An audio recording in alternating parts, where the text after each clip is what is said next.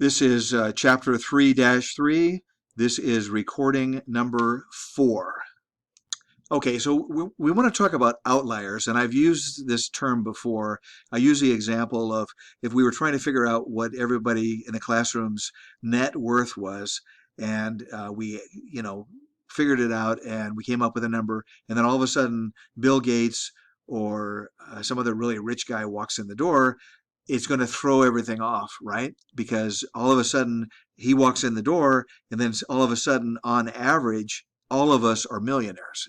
So that doesn't make any sense, right? It just cannot possibly be helpful to have that kind of a situation. Okay, so that's what he's saying here. An outlier is an extremely high or extremely low data value or data point when compared with the rest of the data points, with the other data values. Okay. I always use data points rather than data values because to me a data point is like how much am I worth? How much are you worth? How much is Billy worth? How much is Freddie worth? Okay, those are data points. How much is Bill Gates worth? That's a data point. The data value, to me, the word value doesn't have to be a specific person or a specific measurement. It's just a potential value. So I don't like that word. In the engineering and the physics business, we would always call them data points. In any event, an outlier can affect the mean and the standard deviation of a variable. Okay, so you make a mistake, you record an extremely high data value. It can make these two measures much different than they really are. If it's a mistake, right? Or if Bill Gates walks in the room. All right, so these two measures, the mean and standard deviation, they're affected by outliers. So what we do is we call them non-resistant statistics. In other words, they do not resist the outliers. On the other hand, the median does resist the outlier, right? I mean, if Bill Gates walks in the room, maybe it'll go up a little bit, but if you think about it, he's just one more data point. The median is what's in the middle, right? So it's not going to go up dramatically like it would, like the mean does. So we call those resistant statistics, okay? All right, so sometimes when you have a situation like this, if it contains outliers, but you don't know what the outliers are, Bill Gates walks in, it's easy to figure out what the outlier is. But let's say you're testing something and you got a million data points, you don't know what the outliers are.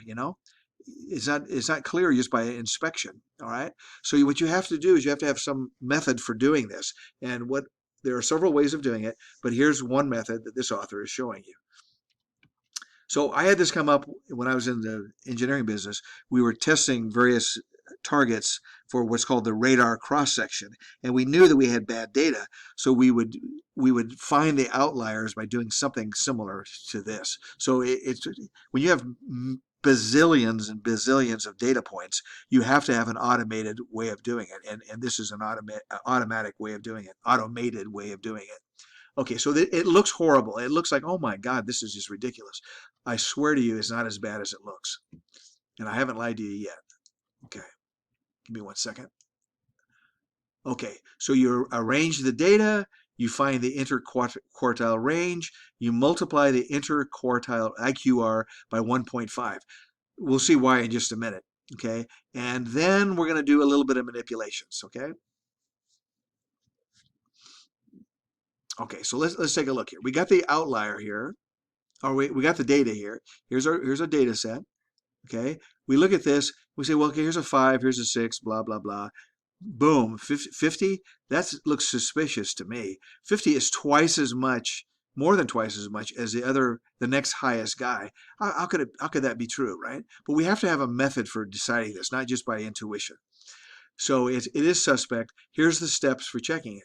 We find the Q1 and the Q3. Well, Q1 is easy enough. Remember the Q1, we find the midpoint. So let me rewind a second here. We find Q1 and Q3. How do we find Q1 and Q3? That was back here.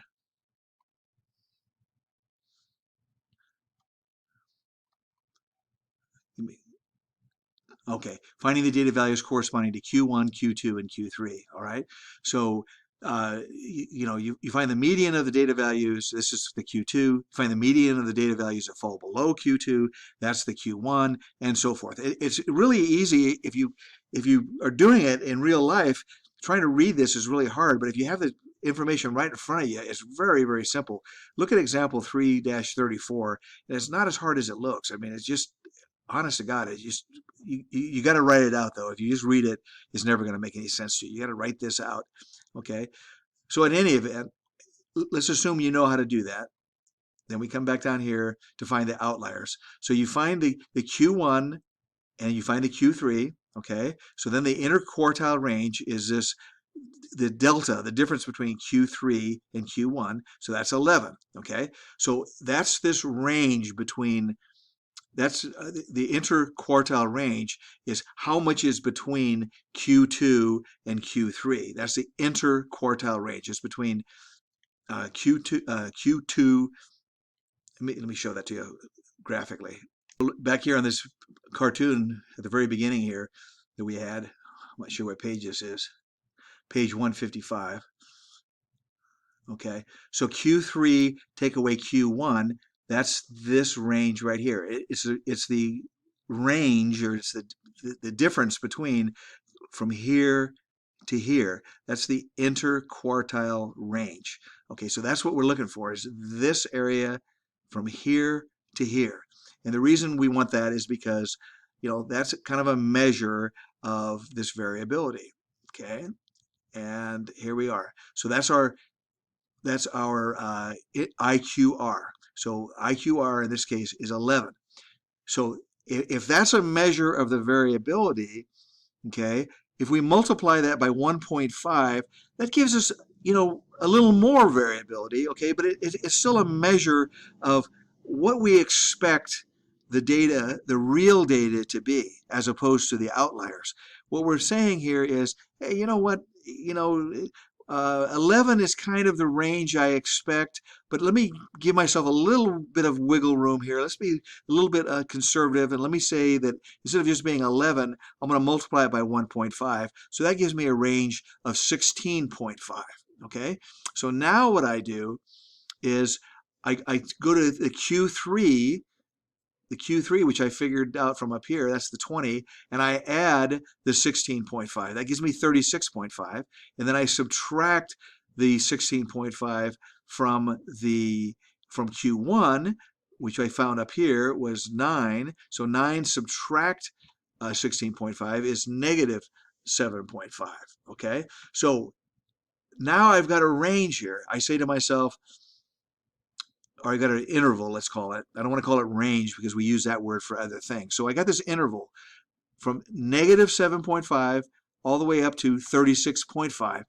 That's the interval that I'm going to believe is rational. That's reasonable, that my data, my true data, will be in that range. Okay. Darn it, I said range again. It'll be in that interval, okay? That's the interval that I'm going to believe is true data. We go back up here to this cartoon, okay? We get this interquartile range here, whatever it happens to be. In this particular case, our interquartile range is, our IQR is 11, okay? Is 11. And you know what I recommend you do is I recommend you draw this, but plug in the numbers that we got in example 3-36. Okay, plug in those numbers. Okay, because I think it will make it more clear to you.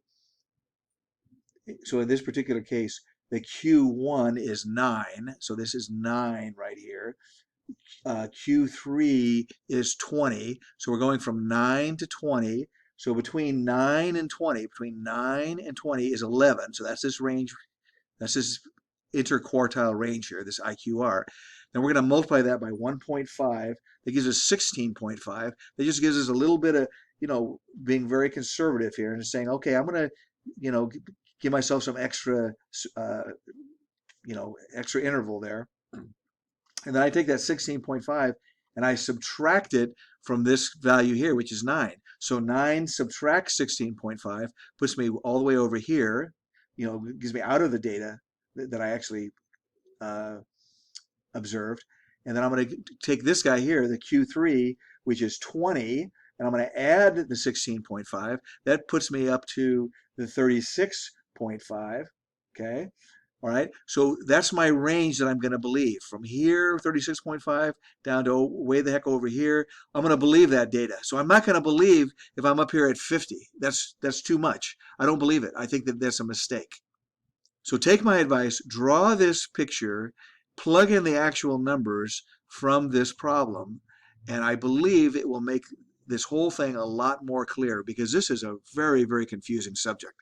Okay, but if you plug in those numbers, draw the picture, I guarantee you it's going to be more clear. Okay, so this final step is we check the data set, the actual data that we have, the data points that we have, and we look for any data values that are outside of this interval, the interval of negative 7.5 to 36.5. 50 is outside the interval. Therefore, it's considered an outlier. So you would toss that out.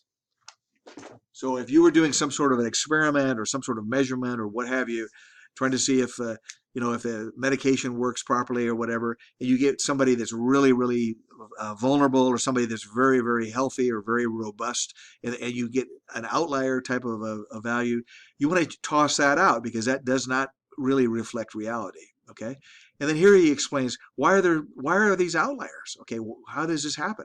Well, maybe it's just an error. Maybe you made a mistake when you did your observation. Maybe you made a mistake when you did your measurement. Okay, maybe somebody measured it incorrectly. Okay, it could have been recorded incorrectly. Right? Everybody makes mistakes. Okay. The data value may be obtained from a subject that is not in the defined population. Okay.